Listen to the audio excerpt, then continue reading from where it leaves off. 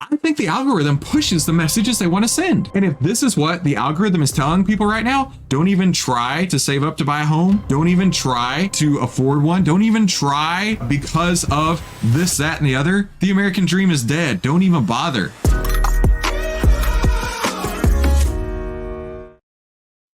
Is the American dream dead?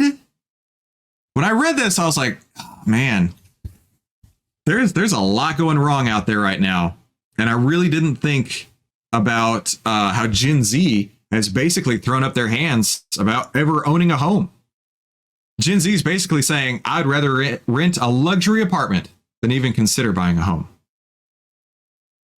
And right now, I can't imagine trying to buy a home, right? My mortgage is like 3.59, and I wouldn't get out of this house because of that. In fact, I don't know if I could get out of this house. To buy this house again with the amount that it's appreciated and the amount of my interest going up, it would cost me about 4 times as much as my mortgage that I have right now.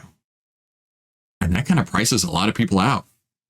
I mean, imagine if you bought a house in 2016 like I did, and you want to buy that same house in 2024 now, in 2024, and it costs 4 times as much on the monthly payment. There's a lot fewer people who can even afford a house when it costs 4 times as much as it did just a few years ago. 64% of Americans are homeowners, a lower rate than that of China and Brazil. Interesting comparison there. This Wall Street Journal is called The Rise of the Forever Renters. And Gen Z no longer sees home ownership as an aspiration and is increasingly balking at mortgages to rent luxury-filled amenity-filled apartments. Yeah, interesting story. I've never actually lived in an apartment. I lived in my parents' house, which is still a double-wide mobile home in rural Texas, right? It doesn't matter where you come from. If you want to achieve your goals, all you have to do is start today and then focus on that dream and never give up on it. And I am living proof of that. But otherwise, let's get back to that. A double-wide mobile home. Then I went to college and I lived in the dorm, which kind of is like an apartment, but it's a dorm. And then I lived in a rent house. And then I bought my first house, then a second house, and then this house I live in now. So yeah, I've never actually lived in an apartment. My wife did. And I remember many times hearing the neighbors above and hearing the neighbors below. And man, it's just like, that is not the life for me. I don't know what the appeal of apartments is to so many people. But let's see, maybe this article will convince me. Gen Z no longer sees home ownership as aspiration and increasingly balking at mortgages to rent luxury amenity-filled apartments. Young Americans have taken to social media apps like TikTok in recent months, claiming it's nearly impossible to buy homes in the current economy, citing student loans, high mortgages, and low salary job opportunities. This is what I'm talking about. I just talked about this on Wednesday's video, so be sure to go watch that. I think the algorithm pushes the messages they want to send. And if this is what the algorithm is telling people right now, don't even try to save up to buy a home. Don't even try to afford one. Don't even try because of this, that, and the other. The American dream is dead. Don't even bother. I think they want us, the almighty they, I think they want us to give up.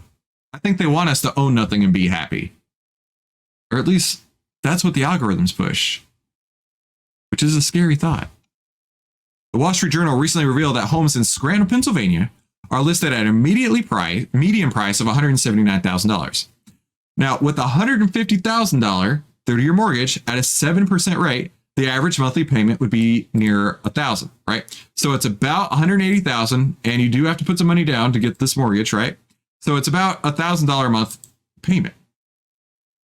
And then it went on to say here that there's a property manager in the same town with luxury apartments that are running between $950 and $3,600 monthly.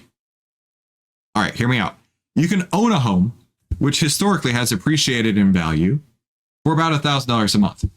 Or you can rent an apartment and get absolutely nothing when you leave that apartment between $950 and $3,600. So what's the average of $950 and $3,600? Let's just use averages here. So $950 plus $3,600 divided by 2. So $2,250. So you can pay twice as much on average to rent an apartment as to buy your own home. And at the end of the day, when you go to sell that home and move on with your life, you're going to have literally nothing when you move out, or you're going to have the equity that's appreciated during that time. And people have just given up on this. I don't understand. If you actually did the math and say it's all about the down payment, in 8 months, you'll have netted out what your mortgage payment would be. So you basically flushed your down payment money down the toilet. What is going on? That's what this person's saying here, right?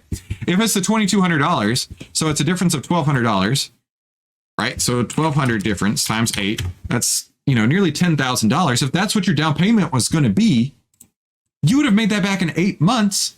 And then for the rest of your life, you would have had additional property increases, right? Additional property growth.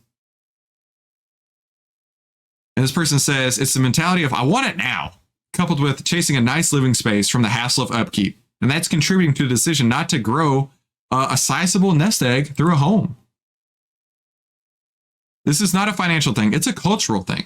It's a move among younger generations where I want an experience. I want to travel. It feels good now. I get it.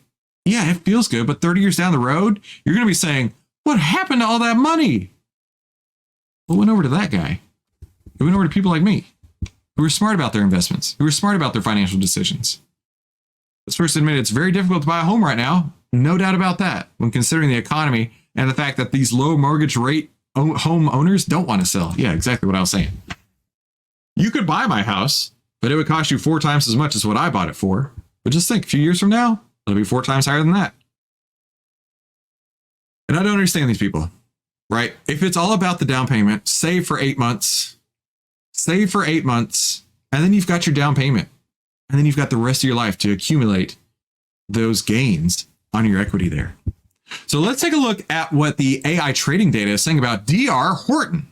Home builders out there, right? We got a buy signal back on November 6th, and it is just like rocketed since that point. Look at that. Just going on and on and on. Now, if you want to get your hands on these signals that seem to go on and on and on, it would have shown 176.64% return. That is pretty outstanding. So be sure to head to ovtlyr.com right now to get some of these outstanding signals right this and start trading with the world's best AI stock trading assistant today. So let's go take a look at what the comments say. And I bet we're going to have to wait for it to reload. There we go. For most, owning a home requires work. Absolutely. No doubt about it. Owning a home does require work. Just the other day, the spring on my garage door broke. I don't know if that's ever happened to you. I hit the button. It only go up a couple inches and stopped. And so I was like, it must be my garage door opener. So I go inside and I click the button a few times, and yeah, it just goes up a little bit and comes back down, goes up a little bit and comes back down. So I was like, I'm going to, open it manually, pull the car in, close it, and we'll put a new garage door opener in it later on today. So I go to open it manually, and it is the heaviest thing I've ever lifted in my entire life. I'm telling you, this thing weighed a ton. And I was like, I don't think that's the opener.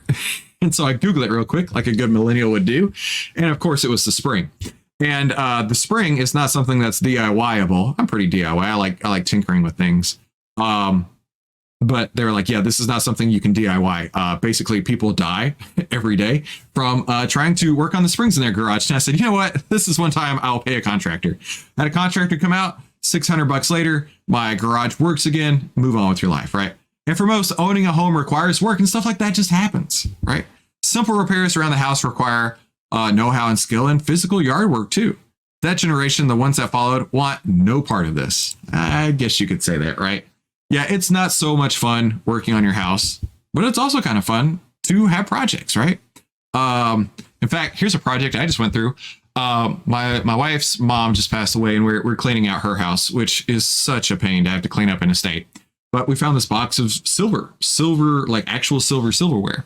And I looked at it, it's all close to 100 years old, and it's beautiful, but it was all tarnished.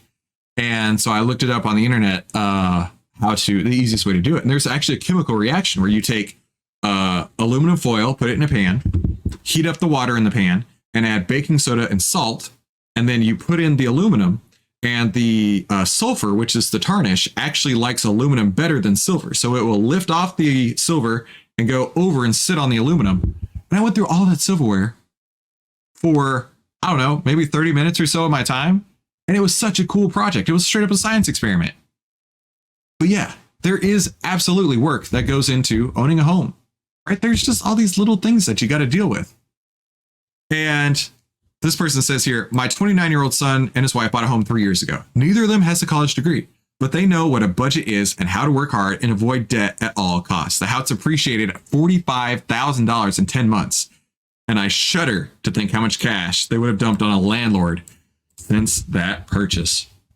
That right there is why owning real estate is such a great investment overall.